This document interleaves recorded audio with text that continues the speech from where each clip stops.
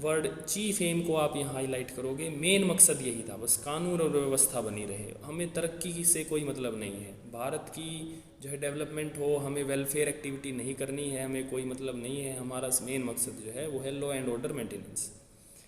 सो ये आपने देख लिया। नेक्स्ट जो पॉइंट है वो है सिविल सर्विस, जो हमने अभी भी देख लिया था। इसका ये स्लाइड मैंने इसलिए डाली है इस वर्ड के लिए, लॉर्ड कॉर्नवालिस के लिए, कि लॉर्ड कॉर्नवालिस की वजह से इसको फादर ऑफ सिविल सर्विसेज भी कहा जाता है। लॉर्ड कॉर्नवालिस जो है सिविल सर्विस को लेके आए थे। ठीक है, सत्येंद्र नाथ टैगोर का नाम याद आप रख सकते हो, पहला भारतीय था जिसने ICS इंडियन सिविल सर्विस का एग्जामिनेशन क्लियर करा था 1863 के अंदर। ठीक है, और क्या क्या हमें ब्रिटिशर्स से मिला, देखिए वो था एडमिनिस्ट्रेटिव एनोनिमिटी एंड सीक्रेसी, कि भाई कोई भी काम करते हुए प्रशासन जो है वो गुमनाम रहेगा, वो अपने काम सीक्रेट रखेगा, उसको पब्लिक को बताएगा नहीं। लेकिन ये अब 2005 में देखिए RTI एक्ट के साथ हमने ये चीज़ें बदल दी हैं। अब सरकार को अपनी कोई भी काम जो है सीक्रेट रखने की ज़रूरत नहीं है, गुमनामी में काम करने की ज़रूरत नहीं है। अब सारे काम, सरकारी काम हमारे जो हैं वो ओपनली होते हैं, लेकिन उससे पहले ऐसा नहीं था। एडमिनिस्ट्रेटिव एनोनिमिटी का मतलब है प्रशासनिक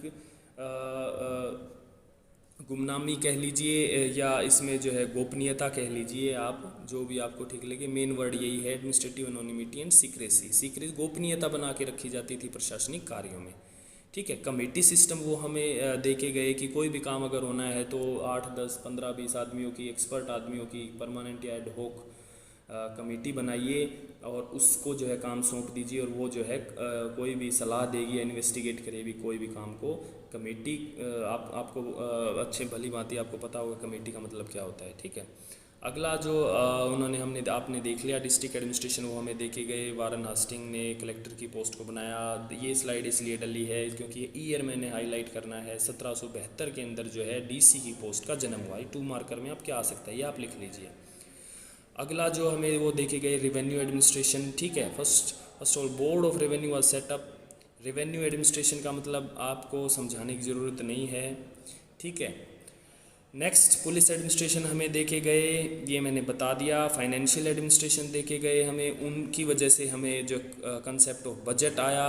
ठीक है, बजट क्या है आपको मैंने पिछले साल पढ़ाया था। ठीक है, इनकम आय और व्यय का ब्यौरा, बहुत ही छोटे से शब्द में मैं इसको बताऊंगा तो बजट को। सो बजट जो वर्ड है, और बजट फाइनेंशियल अकाउंटेबिलिटी और बजट जो है, ये 2 चीज़ें हमें वो फाइनेंशियल एडमिनिस्ट्रेशन में देखे गए। ठीक है, लोकल एडमिनिस्ट्रेशन हम कर चुके हैं, ये स्लाइड इसलिए डाली है क्योंकि देखिए हाईलाइट करना है मुझे। Lord Ripon, also known as the father of local self government in India, ये एक ब्रिटिशर्स थे, जिस लॉर्ड रिपन नाम था, एक अच्छे आदमी थे। इन्होंने लोकल सेल्फ गवर्नमेंट के लिए, भारत के गांव के लिए, ग्रास रूट डेमोक्रेसी के लिए बहुत कुछ अच्छा सोचा था।